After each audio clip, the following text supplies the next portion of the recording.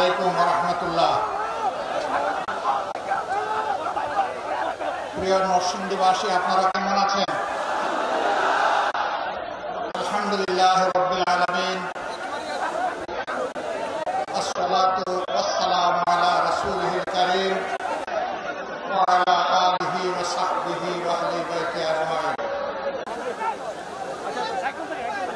বাংলাদেশ জামাত ইসলামী ঐতিহ্যবাহী নরসিংদী জেলা শাখা কর্তৃক আয়োজিত আজকের এই বিশাল জনসভা সম্মানিত সভাপতি, সম্মানিত জেলা আমির জনাব মৌলানা মুসলিম উদ্দিন, বাংলাদেশ জামাত ইসলামের কেন্দ্রীয় নেতৃবৃন্দ, বিশেষ অন্যতম বিশেষ অতিথি জনাব মৌলানা রফিকুল ইসলাম খান, জনাব সাইফুল আলম খান মিলন, অন্যান্য নেতৃবৃন্দ, বন্ধু সংগঠনের নেতা এবং কর্মবৃন্দ, শহীদ পরিবারের গর্বিত সদস্যবৃন্দ,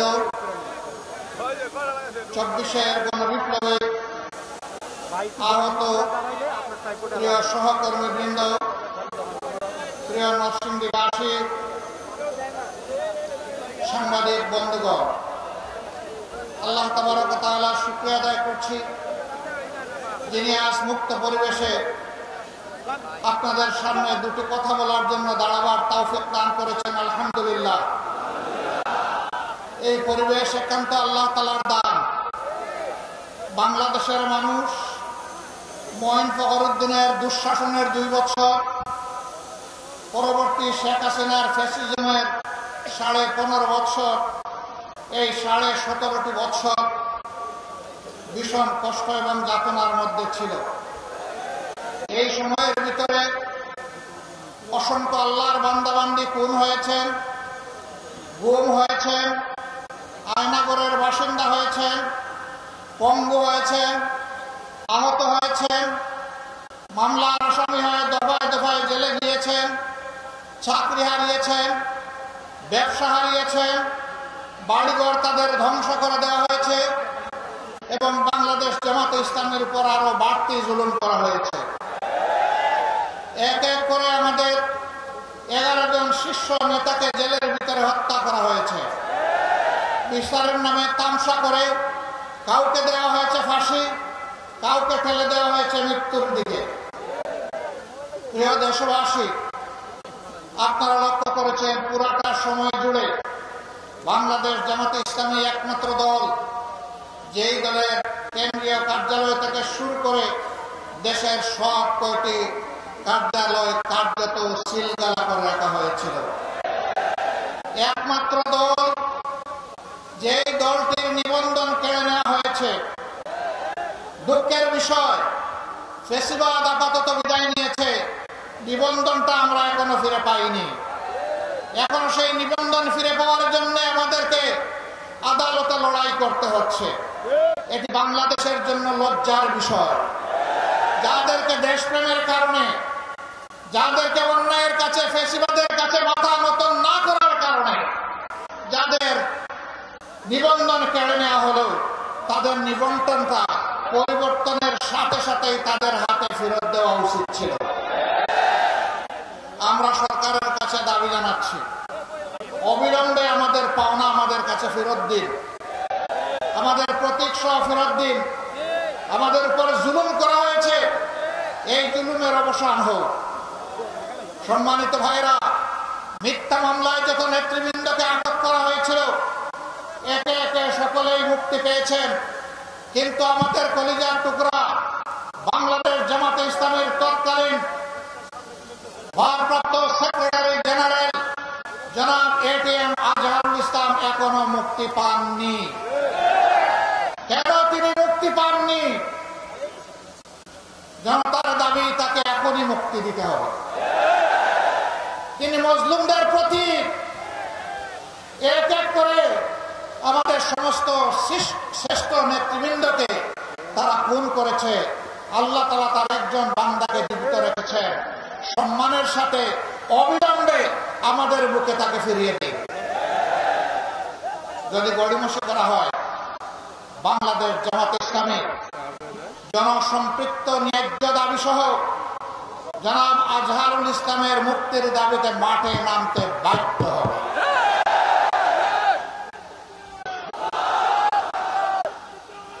প্রিয় দেশবাসী,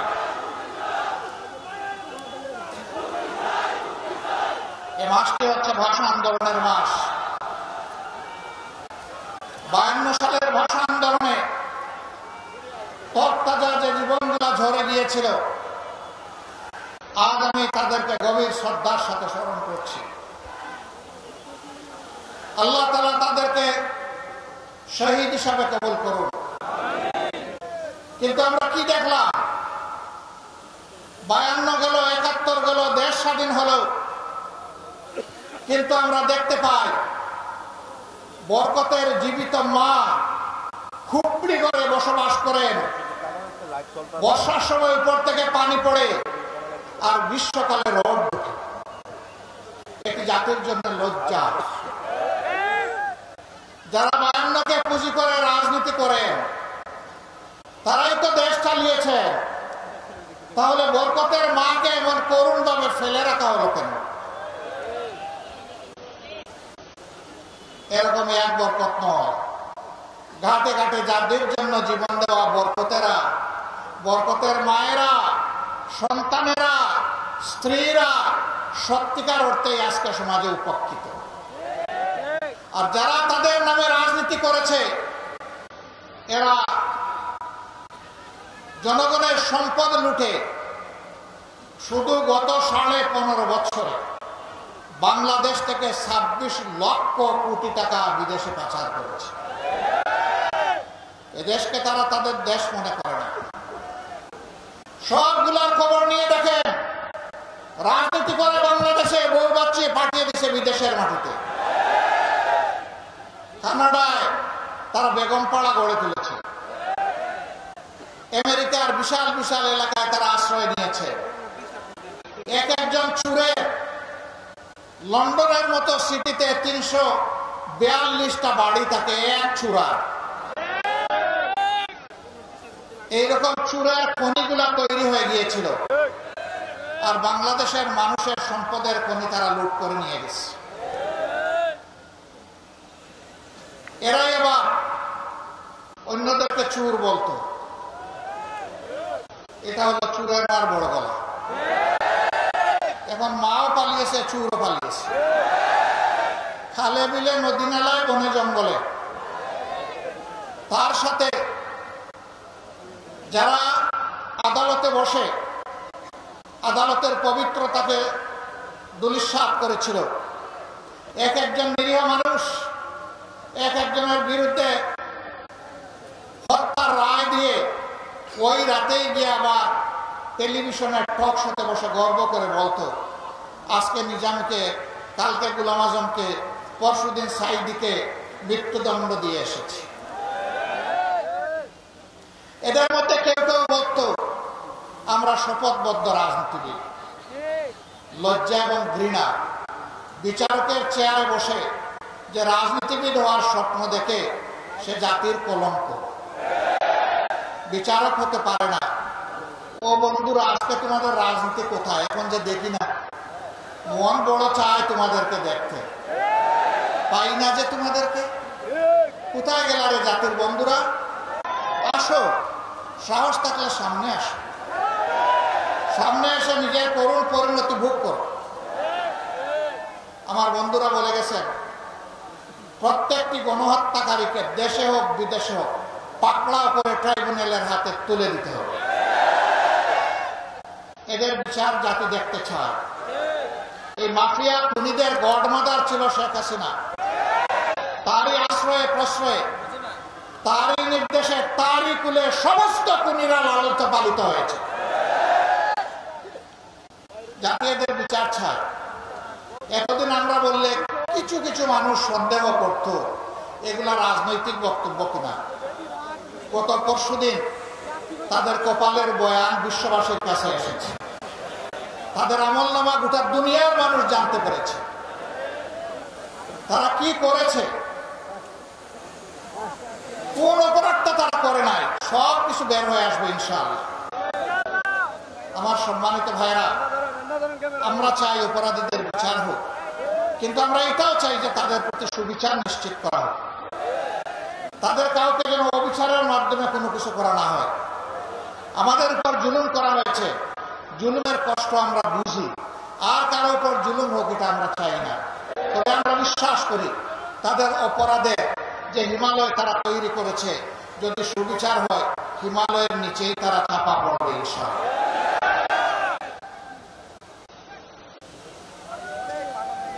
দেশের সম্পদ দেশের ভিতরে থাকুক বিদেশে থাকুক, জাল ফেলে এগুলা দেশে ফিরাই আনতে হবে, সরকারের কোষাগারে জমা দিতে হবে। বৈষম্যহীন ভাবে বাংলাদেশের উন্নয়নে এগুলাকে কাজে লাগাতে হবে। কেন বৈষম্যহীন বললাম? এর আগে যার বাড়ি যেখানে হোক না রোডের বদলে বাস, কিন্তু উন্নয়ন সব সেখানে। এই নরসিংদী জেলা 25 লক্ষ মানুষের জেলা, কার্যত এটি একটা ইন্ডাস্ট্রিয়াল টাউন, সারা জেলাটাই একটা ইন্ডাস্ট্রিয়াল পার্ক। এখানে লক্ষ লক্ষ মানুষ শ্রম বিনিয়োগ করে উপার্জন করে, তারা চুরি ডাকাতি করেন না। এই মানুষগুলো অসুস্থ হলে, আহত হলে তাদের চিকিৎসার জন্য উপযুক্ত কোনো ব্যবস্থা নরসিংদীতে নেই। ঢাকা মহানগরীতে 4-5টা মেডিকেল কলেজ গড়া যায়, নরসিংদীতে একটা মেডিকেল কলেজ হতে পারে না। তাহলে এই মানুষগুলোকে হাঁসফাঁস করে ঢাকার দিকে দৌড়াতে হতো না। অনেক সময় ক্রিটিক্যালি ইনজিওর্ড অনেক মানুষ ঢাকায় যাওয়ার পথেই মৃত্যুবরণ করে, চিকিৎসা তার কপালে জুটে না। আপনারা কি নরসিংদীবাসী একটা মেডিকেল কলেজ এবং হাসপাতাল আপনারা চান? আপনাদের সাথে আমিও চাই। বর্তমান সরকারকে আমি অনুরোধ করবো, মেহেরবানি করে গণবসতির এই বাংলাদেশে আগামী 1 থেকে উন্নয়ন বাজেটে যদি আর একটা মেডিকেল কলেজ বাংলাদেশে করার আপনারা সিদ্ধান্ত গ্রহণ করেন, এটা যেন নরসিংদীতে হয়। যদি আপনারা না করার চিন্তা করেন, আমি বলবো আপনাদের চিন্তা করা উচিত। এবং পর্যায়ক্রমে এই ধরনের জেলা যেগুলো আছে যেখানে কোনো মেডিকেল কলেজ নেই, সেখানে একটা করে মেডিকেল কলেজ গড়ে তুলবে। আমি এটা বলতে পারবো না 3 উপজেলার যে জেলা সেখান থেকে ইউনিভার্সিটি নিয়ে অমুক জায়গায় দিয়ে দেন। আমি এটা বলতে পারবো না মেডিকেল কলেজ ওখান থেকে সরাই নিয়ে আসেন। আমি বিশ্বাস করি ওটাও বাংলাদেশের অংশ, ওখানে থাক। না হয় কিছু ডিসপ্যারিটি হয়েছে, বৈষম্য হয়ে জনগণের টাকা ওখানে সব নিয়ে ডাম্পিং করা হয়েছে। তারপরে আমি ওই এলাকার মানুষকেও সম্মান করি, থাক ওখানে থাক। কিন্তু যারা বঞ্চিত, বঞ্চিতের দিকে যেন এই সরকার প্রথমে নজরটা দেয়। আমরা জানি তাদের মেয়াদ দীর্ঘ নয়, অতি অল্প সময়ে তাদেরকে সব কাজ গুছাতে হবে, খুনিদের বিচার করতে হবে, প্রয়োজনীয় সংস্কার সাধন করতে হবে, তারপরে একটা সুষ্ঠু নির্বাচনও দিতে হবে। এই 3টা দাবি আমার দাবি নয়, এটা জনগণের দাবি। সম্মানিত ভাইয়েরা, কিন্তু যতটুকুই সময় পান কিছু কাজ তো আপনাদেরকে করতেই হচ্ছে। দৈনন্দিন কিছু কাজ আর উন্নয়নের কিছু কাজ, সেই কাজগুলা আপনারা যেন আবার নতুন করে কোনো বেইনসাফি না করেন, ইনসাফের ভিত্তিতে করবেন। আমাদের সন্তানেরা জীবন দিল, 24-এর গণহত্যায় তাদেরকে দুনিয়া থেকে বিদায় করা হলো, অনেকগুলো লাশের আজ পর্যন্ত কোনো খবর পাওয়া গেল না। আমরা কিভাবে পাবো? এই লাশগুলার খবর নিতে গিয়ে এখন দেখতে পাচ্ছি বাংলাদেশের বিভিন্ন জায়গায়, বিশেষ করে ঢাকার আশুলিয়ায় ট্রাক সারিবদ্ধ, লাশ ছুঁড়ে মারা হয়েছে ট্রাকের উপর, ছিটিয়ে দেওয়া হয়েছে এই লাশগুলার উপর পেট্রোল, ধরিয়ে দেওয়া হয়েছে আগুন, বানিয়ে ফেলা হচ্ছে ছাই। এদের পরিচয় কোথায় পাবো বলেন? 3 এবং 4 তারিখ আগস্ট মাসে এই 2 দিন ইন্টারনেট বন্ধ করে ঢাকা এবং বাংলাদেশের বিভিন্ন জায়গায় যাদেরকে খুন করা হয়েছে সেই লাশগুলা তুলে নিয়ে গুম করে ফেলা হয়েছে। এদের হদিস কে পাবে? আজকে তাই যেখানেই যায় কিছু সন্তান হারানো মা বাপের কান্না শুনতে পায়, স্বামী হারা আমার বোনটির কান্না শুনতে পায়, বাপ হারা সন্তানের কান্না শুনতে পায়। তাদের একই কথা, আমাদের আপনজনটা কি বেঁচে আছে? যদি বেঁচে থাকে সে কোথায়? আর যদি বেঁচে নাই থাকে তার কবরটা কোথায়? অন্তত কবরটা আমাদেরকে দেখাই দেয়। আমরা তাদের কবরটা দেখে কিছু প্রশান্তি নেই। এই জাতি তো কবরেরও সন্ধান দিতে পারছে না, যেহেতু সাই বানিয়ে ফেলা হয়েছে, যেহেতু গুম করে ফেলা হয়েছে অসংখ্য লাশ। এই বেদনা অন্তরে নিয়ে দেশবাসী আগামীর দিকে তাকিয়ে আছে। এত রক্ত, এত জীবন, এত পঙ্গুত্ব, এত ভারী বোঝা, এত দায়িত্ব এই জাতির কাঁধে। এই জাতি আশা করে এই রক্ত বাংলাদেশের বুক থেকে সমস্ত অন্যায় করা, বৈষম্য, দুর্নীতি সবকিছুকে পাক সাফ করে দেবে। 5 তারিখের পরে ঢাকার পার্শ্ববর্তী জেলা নরসিংদীতে এখন আর কেউ চাঁদাবাজি করে না।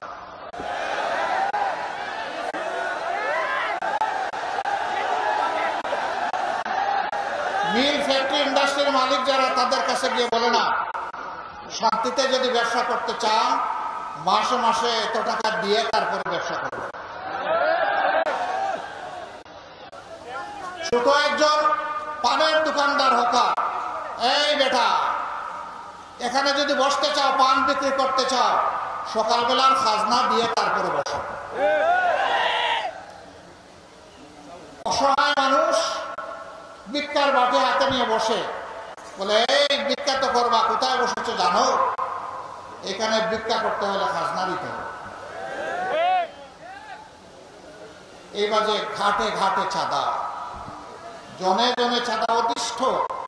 আপনি একটা বাড়ি বানাবেন, দেখবেন যে মানবরূপী দানবরা এসে হাজির হয়ে বলবে, চাচা বড় ভাই বাড়ি বানান, অসুবিধা নাই, আমাদের দিকে তাকাতে হবে।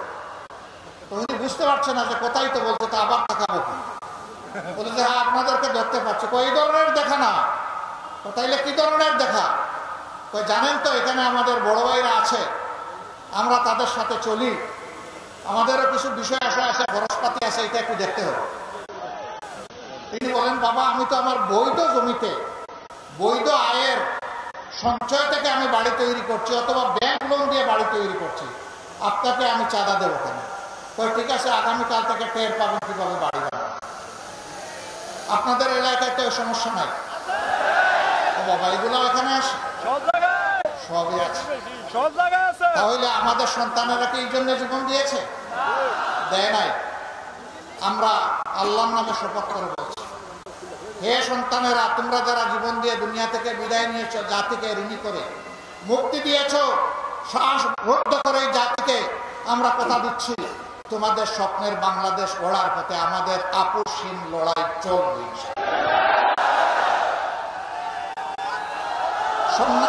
এই সমাজ থেকে চাঁদা, দুর্নীতি, দুঃশাসন যতক্ষণ পর্যন্ত বিদায় না নিবে, ততক্ষণ পর্যন্ত তোমরা যে স্লোগান দিয়েছ সেই স্লোগান আমাদের স্লোগান।